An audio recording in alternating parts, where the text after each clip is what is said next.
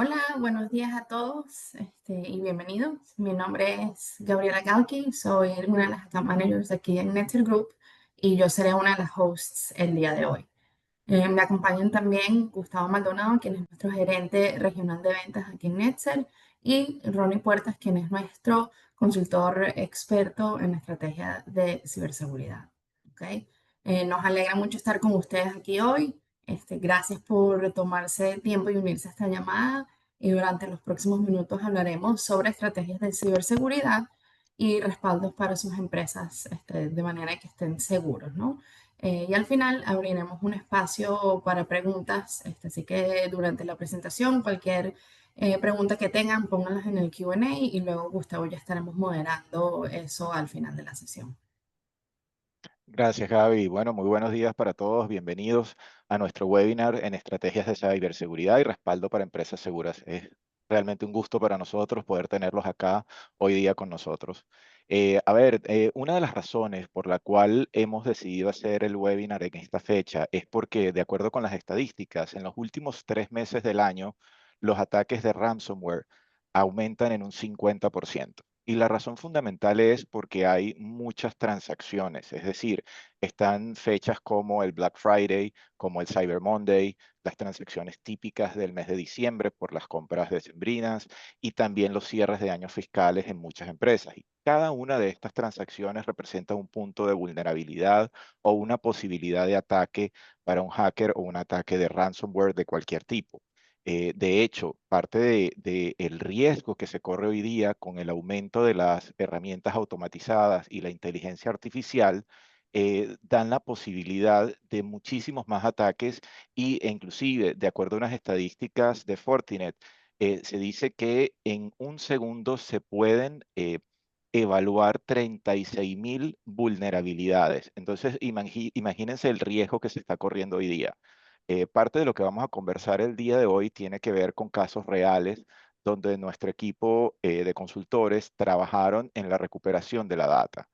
Uno de ellos tiene que ver con el Ministerio de Hacienda en Costa Rica, que fue un caso muy sonado en el 2018. Ellos perdieron cerca de 960 gigabytes solo en bases de datos y más de 800 servidores. Al ser una institución pública, no pagaron el ransomware y tuvieron que gastar varios millones de dólares en poder recrear todo el ambiente de TI y recuperar toda esta data. Imagínense todo el sistema de recaudación de impuestos de una nación expuesto y totalmente encriptado. Entonces, ese es uno de los casos sobre los cuales vamos a estar conversando. El otro tiene que ver con una empresa de envite y azar que tuvo que pagar cerca de 2 millones de dólares por el rescate. Ellos sí pagaron el rescate, pero a pesar de eso, tuvieron más del 35% de la data que quedó encriptada y no la pudieron recuperar. Entonces, esto pues hace cada vez más relevante y quizás necesario estar realmente protegido. El día de hoy, además de estos casos, vamos a estar viendo cuáles son las capas de protección asociadas a snapshots, a respaldos y a protección remota, de manera que puedan entender cómo podemos prepararnos para afrontar este tipo de ataques y además cómo puedo evaluar cómo es mi situación actual el día de hoy. Vamos a entender cuáles son los pasos que debemos tomar para tener una radiografía clara de cómo hoy día está mi infraestructura y qué tan protegido estoy y cuál es el gap que debo cerrar. Adicionalmente, cómo implementarlo correctamente, cuáles son los pasos de acuerdo a las mejores prácticas de cómo debo seguirlo. Y es importante mencionar que hoy día no nos vamos a enfocar, porque no nos daría tiempo, en todas las estrategias posibles de cybersecurity, sino en un subconjunto que tiene que ver con la protección, el respaldo y la recuperación de la data. Eso como un subconjunto de la estrategia total de ciberseguridad. Adicionalmente, de entender cómo lo implementamos correctamente, vamos a entender en detalle cuáles serían los beneficios de haber aplicado estas políticas, cómo encaja esto dentro de las mejores prácticas de seguridad y al final tendremos la posibilidad de entregarle un par de opciones de cómo podemos ayudarlos. Es decir, vamos a tener un self-assessment, un archivo privado que ustedes van a poder bajar al finalizar el webinar, donde van a poder hacer una autoevaluación y esto les va a dar un porcentaje entendiendo qué tan protegidos estamos de acuerdo con estas políticas de respaldo y recuperación. Y también tienen la posibilidad de colocar en agenda una hora de consultoría gratis con nuestro consultor Ronnie Puertas para poder no solamente interpretar esta autoevaluación, sino entender qué tengo que hacer y cuánto tiempo me tomaría para poder llegar a estar al 100% en lo que se refiere a protección, respaldo y recuperación de la data. Entonces, ahora le doy el pase a nuestro compañero Ronnie Puertas para que nos cuente un poco acerca de estas estrategias. Excelente. Muchas gracias, Gustavo. Para mí es un placer estar acá. Bienvenidos a todos a este interesante webinar. Y Gustavo nos comparte una cifra bastante interesante, bastante importante desde la perspectiva de medición, de lo que es impacto y de incidentes que ha venido ocurriendo en diferentes situaciones de ataques o de fallas, ¿no? Esto demuestra una vez más que nadie está exento a un ataque de ransomware. Y al mismo tiempo nadie está exento a sufrir alguna falla de corrupción lógica de sus ambientes o inclusive alguna falla parcial en cuanto al registro de sus ambientes relacionados con sus aplicaciones o bases de datos. Vamos a ver dos casos de ataque para complementar estas mediciones, dos casos reales que ocurrieron en la región y que desafortunadamente tuvieron un impacto relevante, poder visualizar cuáles fueron las principales razones y cuál fue el impacto que tuvieron estos dos clientes en el despliegue de un ataque de ransom. Vamos a ver el primer caso relacionado a un cliente en Centroamérica, como lo mencionó Gustavo, específicamente en Panamá, un cliente que está enfocado a azar y juegos.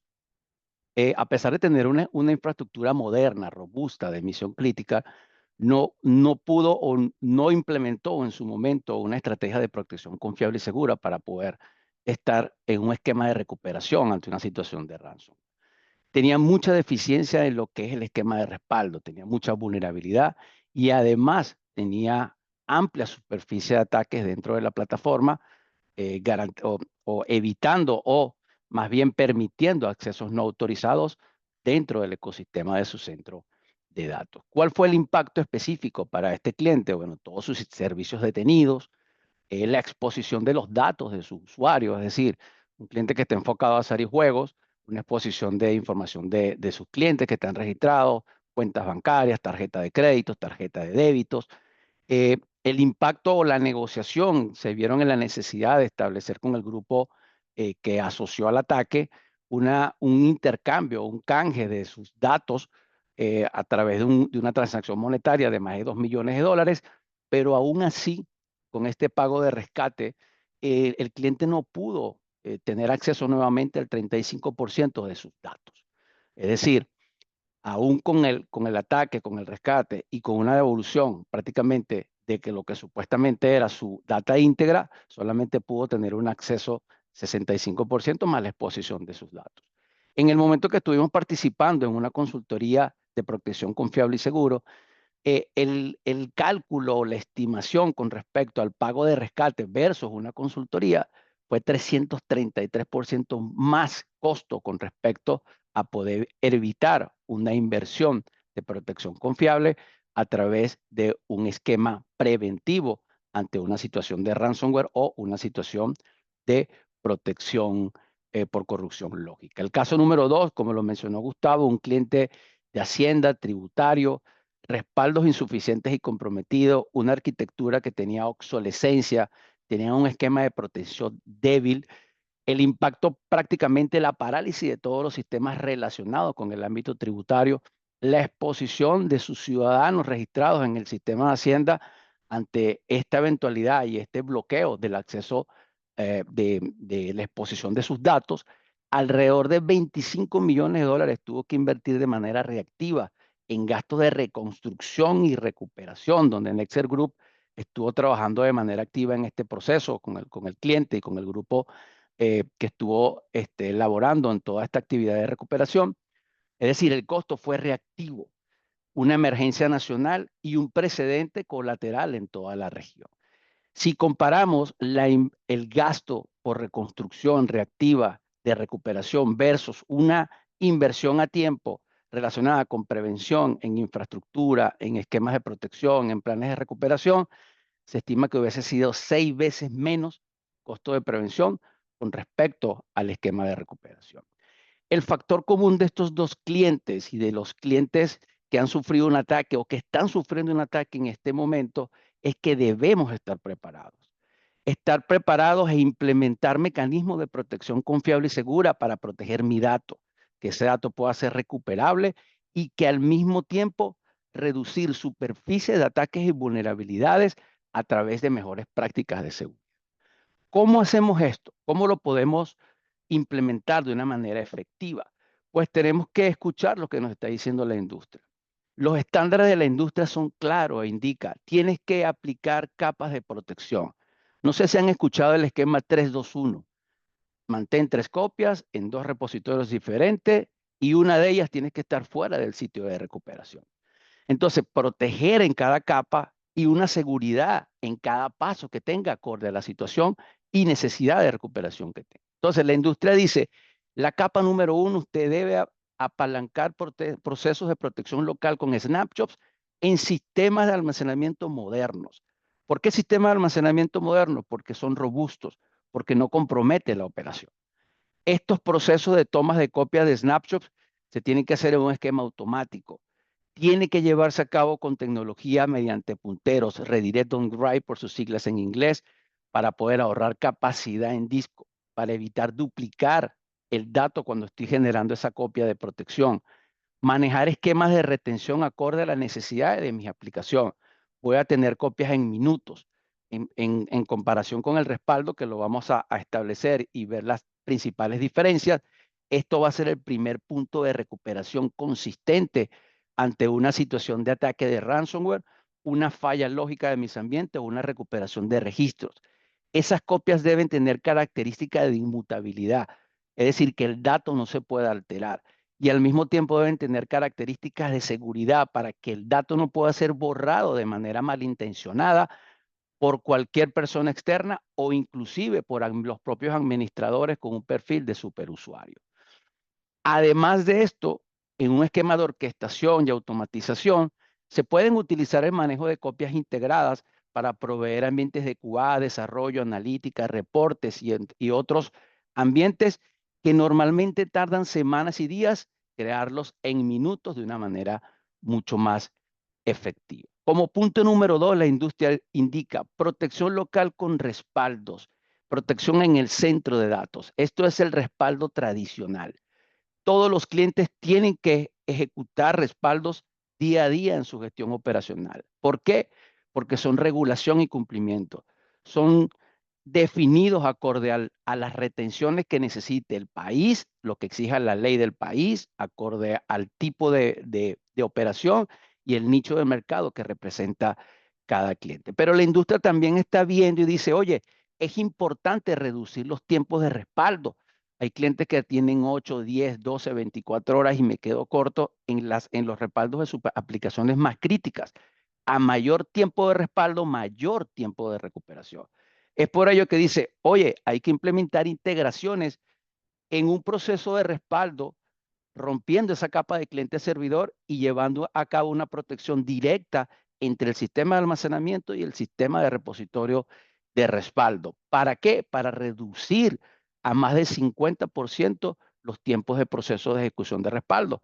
Ahora tendré menor tiempo de respaldo y menor tiempo de recuperación cuando lo requiera. Pero el punto más relevante sobre esta capa es la bóveda. Establecer un esquema de bóveda de respaldo, donde esa bóveda va a estar aislada, no va a tener acceso, solamente de manera periódica, al menos una vez al día, se establece una conectividad entre el repositorio origen de respaldo y la bóveda, se transfiere, se copia esa información a esta bóveda, se corta comunicación y luego dentro de la bóveda debe existir un mecanismo de patrones de reconocimiento para poder identificar si ese respaldo está comprometido, si ese respaldo tuvo una posible alteración antes de ser respaldado y antes de ser transferido.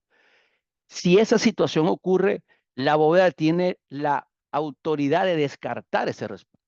Ahora la bóveda trabajará y mantendrá a niveles de retención respaldos limpios, íntegros, que serán usados para recuperación ante una situación de ataque de ransomware. Si mi capa 1 no pudo ejecutarla, si mi respaldo tradicional no está disponible, o voy directamente a mi esquema de bóveda para establecer un esquema de recuperación. Dentro de esa bóveda se manejan mecanismos de inteligencia con Machine Learning, inteligencia artificial, para ser predictivo y para poder entender esos patrones de reconocimiento sobre el tiempo. Como punto número 3, tenemos la protección remota, el Disaster Recovery. Establecer un esquema de replicación entre mi origen, mi data origen y mi data target, que va a estar en un sitio alterno, para poder estar preparados ante una situación requerida, planeada o no planeada, de poder operar en mi sitio de recuperación. Pero no es solamente tener la réplica, el dato. Hay que tener la estructura, hay que tener la conectividad, hay que tener los usuarios, hay que tener el servicio, que mis usuarios se puedan conectar, que mi usuario final sea transparente para el proceso. Muchos vendors tienen en sus esquemas de replicación, cuando replico la capa origen, automáticamente se llevan todas las identidades de protección de snapshots inmutables y seguras, garantizando tener puntos seguros de recuperación en caso de requerirlos. De manera extendida, tal cual como se hace en la capa número 2, hay bóvedas de almacenamiento. Es decir, un proceso aislado que no tenga acceso durante la ejecución del día, donde solamente a nivel de la conectividad, en un momento en el tiempo del día, se replican los datos, se activa la comunicación, se replican los datos, se corta la comunicación y tengo datos seguros en caso de tener una recuperación necesaria por ransomware, en caso de que mi capa 1, mi capa 2 o mi replicación nativa no esté disponible, puedo optar con otro punto de recuperación ante una situación de respaldo, de recuperación a nivel del respaldo de los snapshots. Los planes de recuperación son requeridos en cada fase para poder determinar las vías y los caminos requeridos y necesarios, las pruebas que debo hacer para poder materializarlo, y estaremos cubriendo un poquito más de este tema en las diapositivas siguientes. Ahora, ¿cómo evalúo mi situación actual? ¿Cómo yo puedo determinar cuál es mi porcentaje de protección confiable y segura? A través de un checklist de servicio, Gustavo lo nombró, al final vamos a compartirles una herramienta para que ustedes mismos puedan autoevaluarse y entender qué porcentaje de ponderación tienen al día de hoy con respecto a la protección confiable y segura. Ese checklist, de manera general, maneja preguntas para poder identificar si están generando snapshots, si están protegiéndose correctamente en el centro de datos principal, si hay una replicación remota, si tienen planes de recuperación, si hay bóvedas de datos aisladas, de respaldo, de almacenamiento, si hay mecanismos de inmutabilidad y seguridad, y si los datos están protegidos realmente. Después de este punto, genera una situación actual. Identificamos un porcentaje sobre el 100% de cuán están protegidos en cada una de las fases. Es decir, en la capa 1 estoy en 7%, 20% en la capa 2, 5% en la capa de replicación remota. Para este ejemplo tenemos un resultado de 32% sobre 100, donde el 70% sobre el máximo de 100 están orientados a procesos de instalación e implementación del modelo de la capa de protección, y el 30% están orientados a esfuerzos de crear planes de recuperación para yo poder definir las vías y los caminos. En este punto, conozco mi situación. Puedo entender qué tengo, qué puedo reutilizar, qué necesito, qué debo contemplar, qué tengo licenciado y no estoy usando, qué recursos debo involucrar, qué data o qué niveles de servicio debo proteger. Se define una ruta de trabajo para ir implementando y elevando al máximo nivel posible la protección confiable y segura, para ir determinando y viendo avances con respecto a lo que me está diciendo la industria. En el ejemplo que estamos mostrando, después de considerar, de aplicar esa ruta de trabajo y esa ruta de implementación, tanto en la materialización de las capas y los planes de protección, de recuperación, podemos observar que vamos a ver que los números van cambiando. Voy subiendo el nivel en cada una de las capas, subiendo, en este ejemplo, de 80%, de 100% máximo, donde estoy elevando el nivel máximo y tener una prioridad alta o un esquema alto de protección confiable y segura dentro de mis ambientes. Tenemos clientes al día de hoy trabajando en esta autoevaluación, implementándola, trabajándola, identificando cuáles son los requisitos mínimos y necesarios para poder estar alineado a las capas de protección dentro de lo que la industria nos está indicando. ¿Cómo implementarlo correctamente? Mencioné que el 70% está enfocado a lo que es implementación e instalación en cada uno del esfuerzo de las capas. y el 30% restante está enfocado a los planes de recuperación. Ese 70% maneja 4 fases, que es la protección confiable y segura específicamente del dato. Defino, establezco los objetivos, qué es lo que quiero hacer, hacia dónde me quiero mover. Diseñamos, crear una arquitectura de protección con snapshots, qué aplicación, qué RPO, qué nivel de recuperación, qué plan de recuperación voy a definir, cómo lo voy a replicar al sitio, cómo lo voy a implementar en la bóveda. Lo ejecuto, lo materializo dentro de las configuraciones y las diferentes soluciones acorde al servicio de datos que ustedes tengan y constantemente se está evaluando para revisar y medir la efectividad. A esto le sumamos el 30% restante que está relacionado con procesos, es decir, los planes de recuperación. Necesito definir esos planes para poder entender los flujos, procesos, dependencia, quién lo decreta, quién lo evalúa, qué camino a tomar ante una situación de falla. ¿Es una falla de mi data center? Aplico esto. ¿Es una falla lógica? Me voy por este camino. ¿Es un ataque de ransomware? Me voy por estos caminos. Y a través de ese flujo de decisiones, debo definir las actividades y los roles que deben llevar a cabo mi staff, prepararlos, el de seguridad que hace, el de legal que está haciendo donde la crisis, el DBA que tiene que hacer, el de sistema operativo, el de storage que tiene que hacer, todas las actividades y roles para poder estar alineado a un plan de recuperación efectivo. Y esto se suma a la simulación. Debo crear ambientes de prueba. Debo testear mis copias locales. Debo testear mi respaldo. Debo testear mi bóveda. Debo testear mi replicación. Puedo tener la mejor arquitectura, la mejor capa de protección, el mejor staff, pero si no lo practico, no puedo resolver de manera efectiva ante una situación y un manejo de crisis relacionado por una falla de recuperación ante ransomware o una falla de recuperación lógica. Y a esto le sumo la identificación de las métricas de operación de mis ambientes, los SLA, el runtime versus el downtime de cada uno de mis aplicaciones. Se traduce en beneficio general, es decir, disponibilidad continua, continuidad de negocio, resiliencia operativa, esa resistencia de mi esquema, una seguridad avanzada, una escalabilidad, poder seguir agregando aplicaciones al mismo esquema sin tener impacto, tener un cumplimiento regulatorio, una mayor confianza en el negocio, una protección contra ciberamenazas. ¿Dónde reside el dato? Reside en sistemas de almacenamiento, en repositorios de entry level, de rango medio, enterprise y misión crítica. Cualquier nivel dentro del sistema de almacenamiento son bienvenidos y son candidatos para poder proteger el dato de una manera segura, para obtener un resultado final. El resultado final es una protección confiable y segura de mi dato, que ese dato pueda ser recuperable de manera íntegra, de manera limpia cuando yo lo necesite, acorde a las circunstancias de fallas que estén ocurriendo dentro de la gestión operacional. Ahora, vimos cómo proteger el dato, ¿ok? En diferentes capas, snapshots, respaldo y replicación remota, más esquemas de bóveda. Ahora, lo que es el framework de NIST e ISO enfocados a seguridad nos están indicando, oye, hay mejores prácticas de seguridad, pero mejores prácticas de seguridad ¿para qué? Para reducir superficies de ataques. ¿Qué superficie de ataque? ¿Sobre qué? Sobre las plataformas donde reside el dato.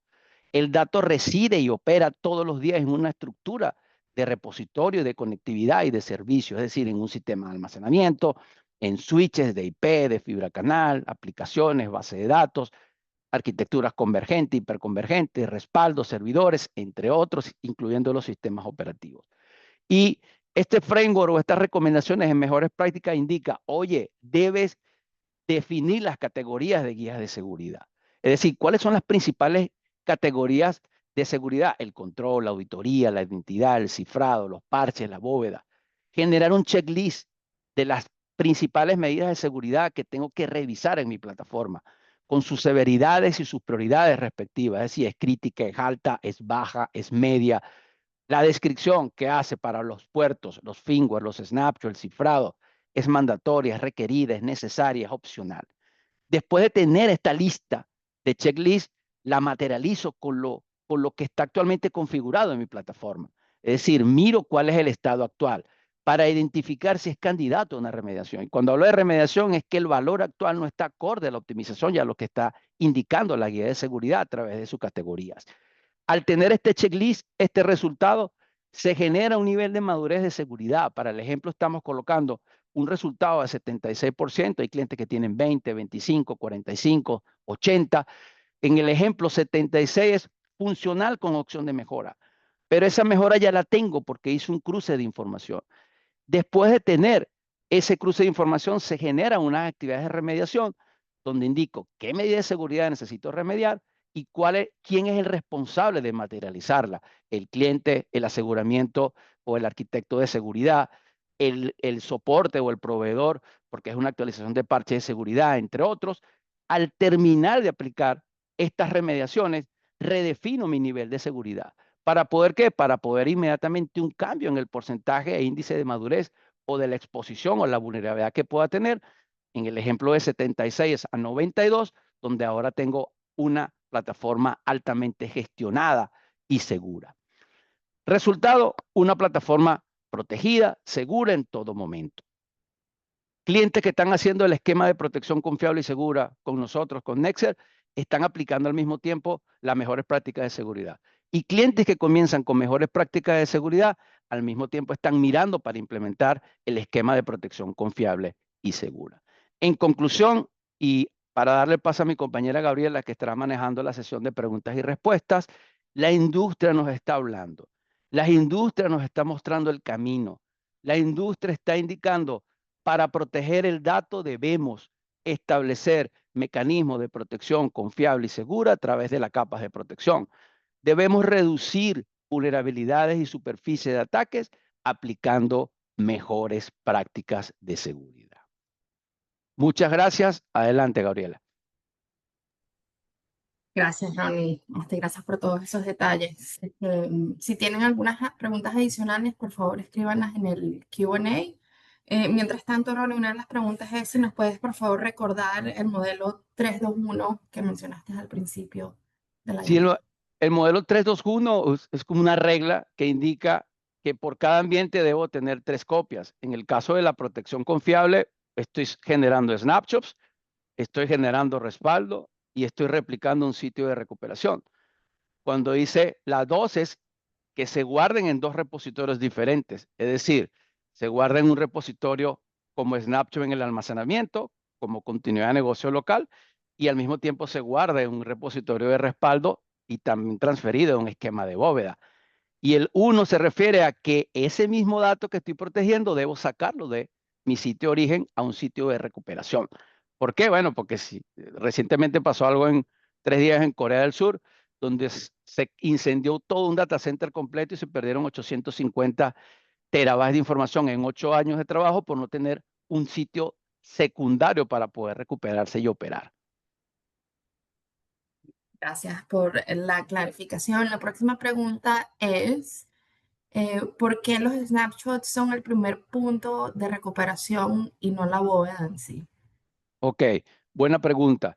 El snapshot es el primer punto de recuperación porque estoy generando copias de manera constante. Es decir, puedo generar copias cada 15, 30, 1 hora. El respaldo se hace una sola vez al día. Es decir, tengo un RPO máximo de 24 horas. El snapshot, el RPO máximo estará definido acorde al nivel de servicio que requiere esa aplicación. Normalmente para sincerar un RPO lógico puede ser entre 15 y 30 minutos mínimo, es máximo. Es decir, que entre una copia, un snap y el otro, el tiempo máximo va a ser 14 minutos con 59 segundos. El mínimo que va a ser en algún momento que ocurra después de generar la copia. Si ocurrió 1 minuto después de haber ejecutado el último snapshot, pues definitivamente mi RPO fue 1 minuto. Entonces, como tengo más puntos de recuperación dentro de la estructura del snapshot, va a ser mucho más efectivo regresarme a un punto más cercano a la falla y al mismo tiempo la recuperación es mucho más rápida, es en minutos con respecto al tiempo de respaldo. Por eso que es el primer punto de recuperación ante una situación requerida por ataque de ransomware o al mismo tiempo por una corrupción lógica de sus ambientes o recuperar registros. Mi ambiente está operativo, puedo tomar un snapshot, lo monto en una estructura paralela con mi manejador de base de datos, abro esa instancia, copio los registros, me los llevo o los exporto en un archivo plano, me los llevo a mi aplicación origen y sencillamente los reemplazo y hago una recuperación sin tener que que establecer una recuperación completa de mi ambiente de base de datos cuando no es requerido porque está consistente. Ok, excelente. Gracias por esa respuesta. Aquí tenemos una pregunta que dice, en caso de que se tenga toda la infraestructura en Microsoft Azure y se están utilizando los servicios de Azure Backup, ¿cuál sería la mejor práctica? Sí, lo que pasa es que en este caso el control de Azure está a nivel de la nube. ¿Ok? Aquí estamos hablando en una situación donde es on-premise, donde tengo el control de mi repositorio, o sea, mi repositorio de almacenamiento. Yo lo estoy gestionando, lo estoy llevando a cabo. Indistintamente de donde esté el dato, la necesidad de implementar los mecanismos de recuperación aplica. A la larga, la nube es un centro de datos que está en algún sitio en el mundo y que opera de la misma manera como si estuviese on-premise. ¿Ok? Lo que se tiene que contemplar es esos servicios para poder yo utilizarlos. O sea, si estás en Azure, requiere esquemas de protección local con Snapshot.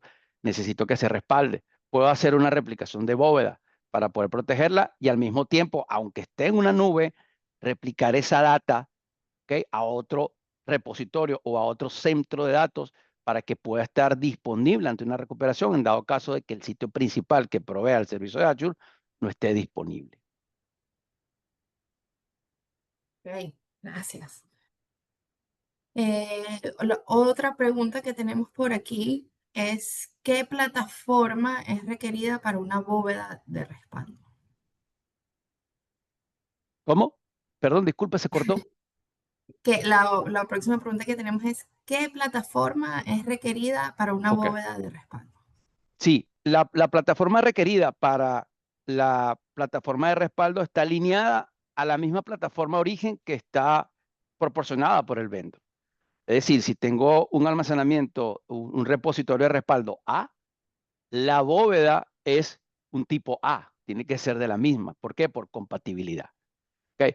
Tal vez en unas características diferentes. Hay clientes que tienen su repositorio de respaldo de 200 teras, pero tienen una bóveda de 20 teras o 30 teras. Misma característica, tal vez un modelo diferente o inferior al origen, pero con menos capacidad. ¿Por qué? Porque es para proteger los respaldos más críticos de las aplicaciones cuyo nivel de servicio son los más relevantes. Todos son importantes, pero esos tienen un nivel de servicio diferente al resto. Hay muchos clientes que preguntan, oye, yo quiero pasar el 100% de la bóveda. Sí, está bien, lo puedes hacer. Tienes que contemplar la misma solución de respaldo base, es la misma característica de la bóveda. Pero la recomendación siempre es respaldar, y lo mencioné, respaldar, copiar, transferir los respaldos de las aplicaciones más críticas a esta bóveda de respaldo para hacer esa analítica que esté limpia, que no haya sido alterado, etcétera, etcétera, y que me pueda servir para recuperarme. Pero tiene que estar homologada al mismo vendor. Los vendors en el mercado proporcionan ese tipo de bóveda, esas características de esa integración, pero comúnmente es la misma marca o el mismo nombre de protección, tal vez con diferentes modelos y menos capacidad. O sea, lo que ya tienes lo puedes apalancar para estar más protegido. Correctamente. Excelente. Bueno, tenemos aquí un par de preguntas más, pero Gustavo, te quería dar suficiente tiempo a ti para el cierre, ¿no? Y bueno, cualquier persona que tenga preguntas adicionales nos puede contactar y seguimos esa conversación. Gracias, Adelante, Gustavo. Gabriela. Bueno, la verdad es que es un gusto ver tantas personas conectadas el día de hoy. Esperemos que haya sido de utilidad y de valor para todos ustedes toda la información que compartimos.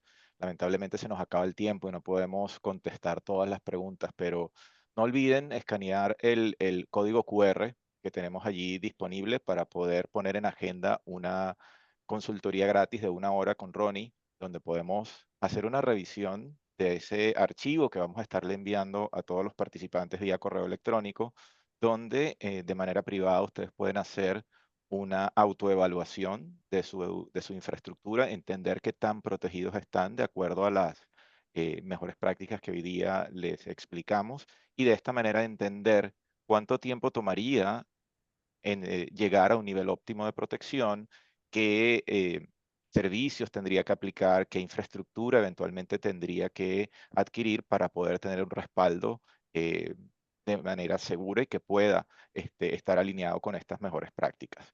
De nuevo, pues agradecerles por la participación y tengan en cuenta que todas estas políticas de seguridad bien pueden ser útiles para ustedes o para sus clientes. Para nosotros es un gusto haber compartido esta información con ustedes el día de hoy y los esperamos para nuestro próximo webinar. Que tengan todos muy buen día. Cuídense mucho. Chao, chao. Muchas gracias. Chao.